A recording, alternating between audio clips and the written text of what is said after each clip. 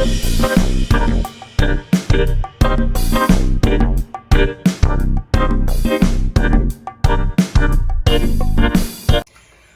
hello there. It is your mama 3. I live in NYC, and I'm back with another video. Hey. Hello, greetings. Greetings from chilly NYC. If this is your first time on my channel, welcome. It's awesome to have you. Pretty. It's awesome to have you.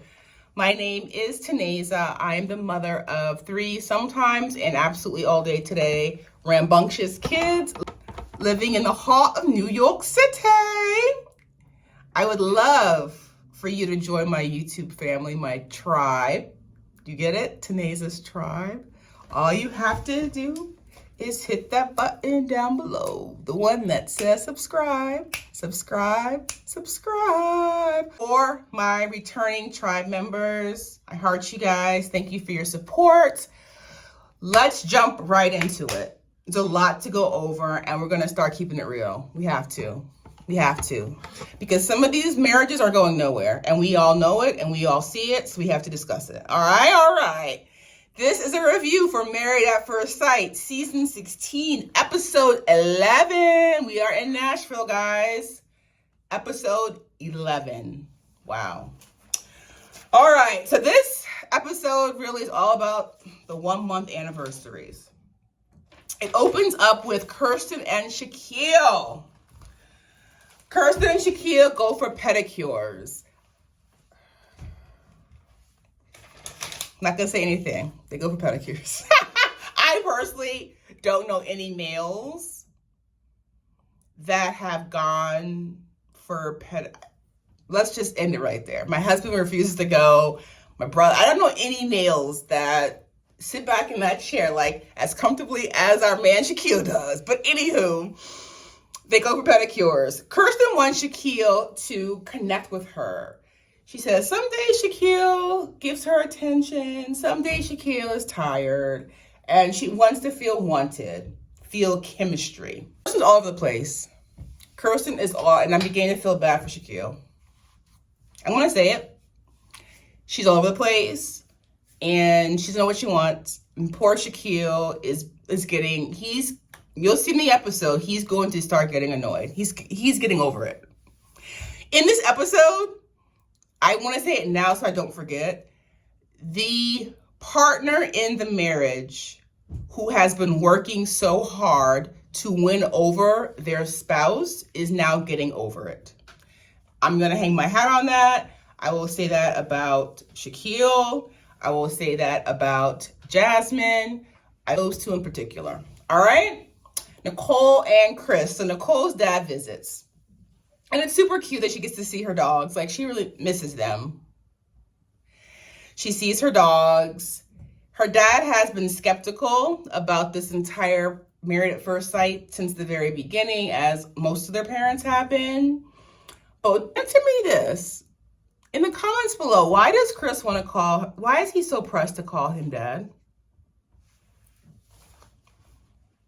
Why does Chris want to call him dad? Because I personally don't get it. Me, as a moment of transparency, me, Taneza, has been married. It'll be 15 years this September. 15 years. My husband has a dad. He has never, ever felt pressed to call my dad dad. Where did you do that at? But hey, maybe that's a missing link to Chris.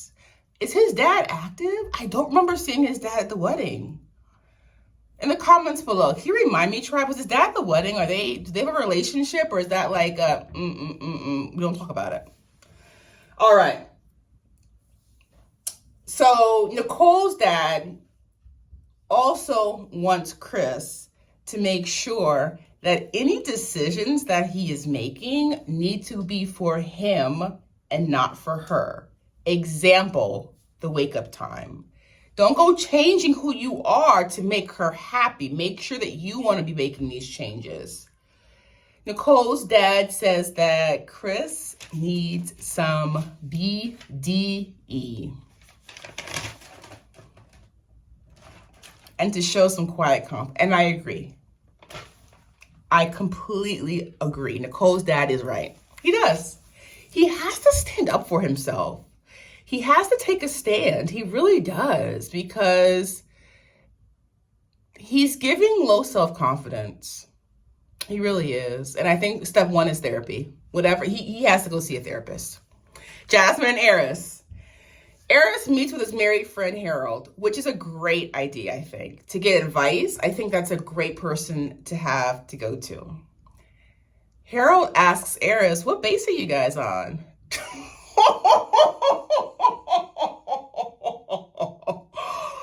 It's not funny, and I want to be empathetic, but like, his answer was hilarious. He's like, yo, bro, we're not even at the baseball field. We're in the parking lot. No uniforms on. And Harold asked a really great question to Eris. He says, what do you plan to do to make it better? I put in my notes, great question. Eris says, continue to date. He's really transparent and honest. He says that he needs help. He doesn't know what to do. And I think that that's the issue right now with Eris and Jasmine. I think that Eris is looking for some like firework chemistry, attraction, infatuation, and it's not there. And because it's not there, he questions the entire relationship. And he has to understand that that thing, it can grow. Like, honestly, attraction can grow, but it will only grow if he will make the effort. Day 29 of marriage. I think it's cute. Chris and Nicole invite Gina and Clint to celebrate their 1-month anniversaries by going on a double date. The Redneck Comedy Bus Tour, where caviar meets collard greens. They go together to celebrate their 1-month anniversary. Clint, things were regressive in the honeymoon, but now they're progressing. I honestly, in my heart of hearts, you guys, I believe that Clint has a notebook and he sits there and he writes down things to say and then he practices them in real life. But anywho, back to the date. Learn how to talk like a redneck. They go to a tasting at a distillery. The bartender that's serving them has been married for 6 years. And Nicole, in her tipsiness, because she is absolutely feeling the alcohol. And you know she's wasted because she is trying so hard. It's obvious to stay focused on Gina when she's talking, but the sway, like the drunk sway, she can't stop it. She can't. And so she asked the bartender, oh my gosh, you've been married for 6 years. What advice can you give us? And he says honesty. You can't hold things inside. You have to be honest with your partner. They discuss, which I thought was pretty interesting, changing last names. And it makes sense that, I mean, I myself, when I got married, decided to do that. And there's a lot you do have to go through. And so to wait until after decision day, I think is completely fair. But something I'd never even thought of before. And then Clint wants some LOL. Oh yeah, Clint wants some. You can tell that the more that he drinks, he's feeling himself. He wants them to make the move on Gina. It doesn't happen, but you can tell that that's where his head is. Jasmine and Eris. So Eris plans a date night to a rage room. Jasmine admits that she's really not happy in their marriage. It's not progressing as she thought it would, but it feels good to break SHIT and let out the frustration. Day 30 of marriage, Gina and Clint. Last night, Clint says, the good times got a hold of me, end quote. I put LOL, Clint. And Gina says it feels like it has been 3 months, not just a month. Nicole and Chris. Chris wanted to do something nice for Nicole, especially after all these sacrifices that she has made. He uses a drone to deliver the news, helicopter ride, and you can tell they're both super excited. Super cute idea. Kirsten and Shaquille go roller skating. And they both say, like, before they go on the rink that they're both really good. Leave Shaquille when he said that he was good. He's, like, super confident. And Even he said he's not as good as Kirsten on the roller skating rink. I feel like they rented out the rink because they were the only people there, and they had a romantic table for two to eat at the center of the rink. Kirsten looks forward to traveling.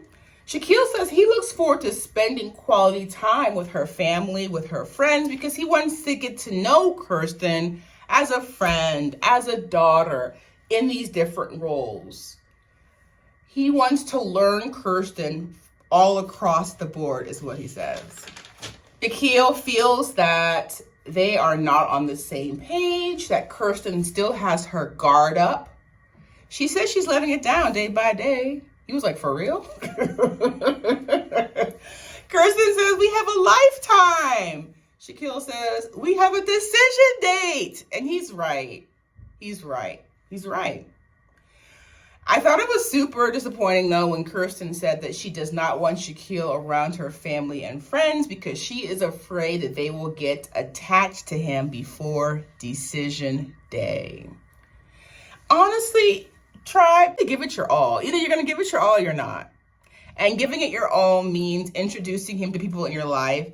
Even if, God forbid, they don't stay together, you have to give it your all. By not giving it your all, you're not being authentic. Period, poo.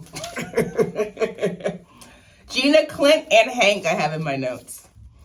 Gina's excited about going on hikes, experiencing waterfalls around Nashville because she's never done it before. With Clint, it's what she was actually looking for in a marriage, and she's feeling hopeful. And you can tell this episode that honestly Gina is. She's opening up. It seems less stressed and less heavy and just lighter and more fun this episode.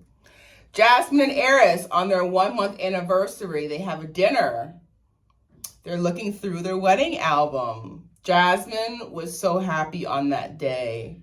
She feels that she's actually more guarded today, 1 month in, than she was on her wedding day.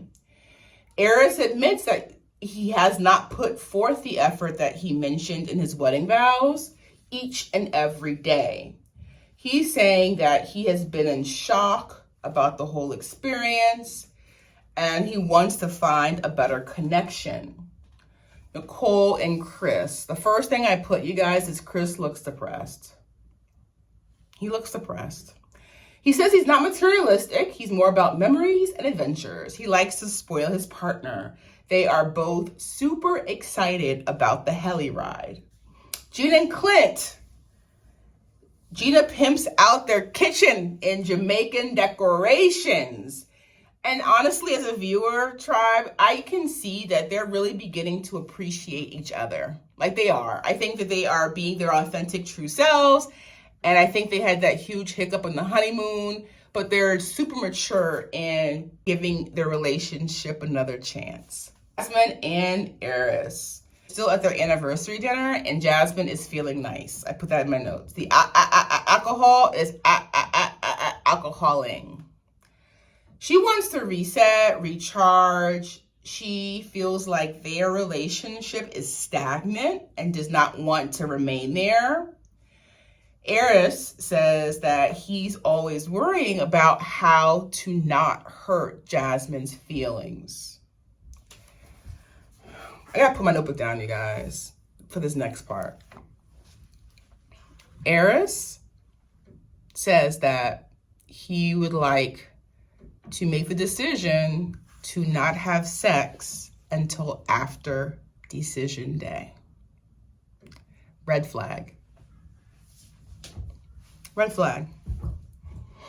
Red flag 1, because we know how much he enjoys sex. He's made it clear. The ORGYs, the threesome, he enjoys it. And we know that. And for the fact that he is saying, you know what, it's too much pressure on me, on us, let's just take it off the table until after decision day. He does not want her to become more attached to him. And he feels that if they were to do that, Jasmine was already more attached to him than he is to her. He does not want to look like the bad guy if and when he says no on decision day. Number 3, why this is a red flag. This dinner happened after his meetup with Harold, his married friend, during which Harold was like, step up or step off. And I feel that because he's not feeling the sparks he thinks he should be feeling, he's not feeling the connection, the chemistry he thinks he should be feeling, he is taking a step back. What he's doing now is taking a step back. It is. It is. And I feel like it's not, listen, no one's here to say you have to do that. No one's here putting any kind of pressure. But the fact that he's being so vocal about not doing it is telling. It is. I'm putting it out there because that's what I truly believe. And so I feel like he's trying to do the right thing and be the good guy, but he's not helping his marriage. He's not. And I feel sad for Jasmine. I do.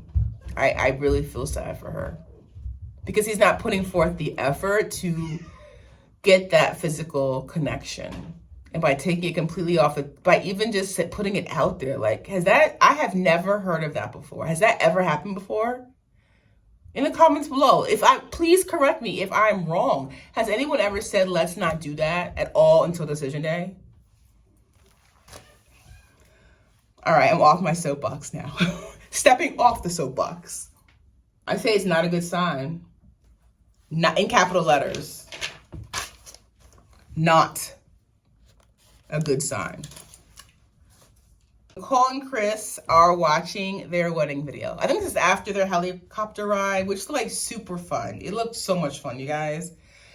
It looked like it would be so much fun. It looked like they were having so much fun. And they're just, having cocktails at the house, watching the wedding video. Nicole is super critical of her makeup.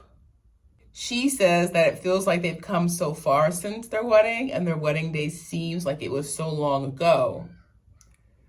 And then she talks about her looked so bad, how her curls fell. And again, she hates her makeup. She is overly critical of herself. I think we're all at some level, we see what sometimes the glasses half empty versus half full. Like, ooh, I shouldn't have worn that, or ooh, that was a bad angle. But we're able to move on. Nicole is unable to move on once she begins to harp on something that's bad about herself. And her being super critical of herself is beginning to annoy Chris because she can't let it go. And that's the problem. Once she sees something wrong or believes something bad about herself, she cannot talk about anything else. She cannot let it go. And it's annoying. She needs therapy. There's unresolved trauma somewhere, or lack of self-confidence for some reason. She needs therapy. They both need therapy. I really want that for both of them. Chris is depressed and she's super critical. And she's been diagnosed. She mentioned the body dysmorphia. So maybe that ties into it. But you're watching your wedding video for the very first time. Enjoy that moment. Enjoy it. They're halfway to decision day. So all the couples go out to dinner to celebrate their 1-month anniversary. Gina and Clint have turned it around. They are on the right trajectory, Clint said. Jasmine Ares, how are you doing? And, Jasmine says, I'm attracted to him. I'm waiting for him to take the lead. Ares just drinks. Ares just keeps drinking. He needs to treat, and I agree when Nicole says this, he needs to, Ares, treat his wife like a wife. And then Ares turns the questions back to them and asks, is married sex like single sex, or is it different? Nicole gives a non-answer. What are you talking about, Nicole? But we have time to figure it out, but it's different. She gives a non-answer. So basically, from what Taneza took of her non-answer, it's okay, it's not great. They have so much time to work on it, shows that there is work to be done. And so it's okay. It's okay. And that's okay. And that's okay. The fact that it's okay, that's okay. Kirsten and Shaquille. There's no new bases. Kirsten says there's a little bit of chemistry. Shaq is getting impatient. He is putting forth the effort, but feels the same energy is not being reciprocated. When they get home, they continue the conversation, Kirsten and Shaquille. Shaquille said he feels blindsided. He wishes Kirsten opened up to him at home about how she really feels. And then Shaquille asks point blank, Kirsten Renee, how do you feel about our marriage? Kirsten says that they need to work on their communication. And Shaquille is visibly getting upset. He is. He says that they're on Kirsten time and it's really not all about Kirsten. And I'm glad he realizes that. Because I feel like for at least the first 2 weeks, it was. I really feel like it was. I feel like they went on his work trip for his presentation before the honeymoon. So it was about him for that, absolutely, because they had to delay going on their honeymoon. But then after that, the entire honeymoon, and when they moved in, I feel like Shaquille was doing everything for Kirsten, trying to make Kirsten happy, trying to make sure she feels comfortable, opening up about his life, who he is. And I feel like he's gotten to a point now where he's putting forth all this effort. Yes, I'm busy with work, but guess what? Meet my mentees. I'll bring work home so you get to know who I'm spending all this time with. And he's putting forth all this effort and he feels like we're not even progressing. Like, why am I doing all this work and you're not, and we're not progressing, and it's really your fault. I said it. I did. I feel like Shaquille is doing 90% of the work. She did a little cute little, surprise spa day after work one day. But other than that, I mean, it did take her a good 2.5 weeks to get over the bald head. It did, but she's over it now. But I feel that she still has this guard up that she's really not telling him about herself. And he wants her to offer that information. Why does he have to always drag it out of her? He lays down his feelings. And I'm so glad that Shaquille is self-aware. I will say that. I feel like he's very self-aware. He says that he's not sure he wants to be in a marriage with someone who has their guard up, with someone who wants to be in the marriage with them. And that was well said. It was. I think that was Shaquille. That was well said. I think Kirsten needs to just say, you know what? I'm going to try this. I'm going to do this. I want to bring you around my best friends. I want to bring you around my family. I want to do this with you. And I'm going to put forth the effort. And if it doesn't, and there's a chance it's not going to work out. There is. There is a chance it's not going to work out. I feel like Kirsten's waiting until decision day to do everything that she should be doing now. Because she wants to guarantee that Shaquille wants to be with her. But he's showing her that he does want to be with her. So like I said, beginning of the video, Kirsten and she's going to have to make an effort, a concerted effort, and do things she has not yet done. She's going to have to, if she wants to stay married to Shaquille. Because Shaquille, he's like, what more can I do? I think we're progressing. We're not. Believe it or not, Clint and Gina have turned a corner. And they're beginning to appreciate each other. I said that earlier in the video. But the fact that he acknowledges what a great job she does in her salon, but he also verbalizes it. He acknowledges it and verbalizes it, made her feel so good. And the fact that she's able to acknowledge and verbalize how he gives 110% when he makes a decision to do something, and that's cool of him. So I'm shocked to say this, and Clint are on a great path. I feel like Kirsten and Shaquille have not made any progression. Jasmine and Eris, no progression. And actually a step back, to be completely honest with you guys, a step back. I feel like Nicole, and at least, thank God, to this episode, Nicole did not mention the L word. Thank goodness. Thank goodness. Because every episode, basically, all 10 episodes.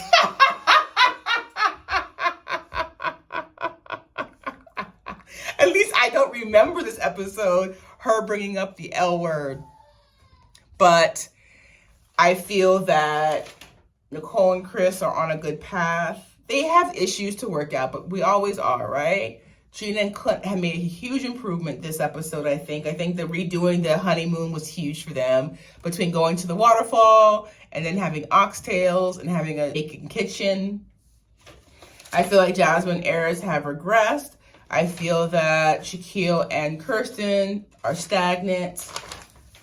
And I feel that that's all the couples that we have, guys. Just those four. Jasmine, Aris, Nicole, Chris, Gina, Clint, and Kirsten and Shaquille. All right. Any comments? I would love for you to drop them down below. This is always fun. It's a fun time for me, guys. I look forward to seeing you in my next review. Bye for now.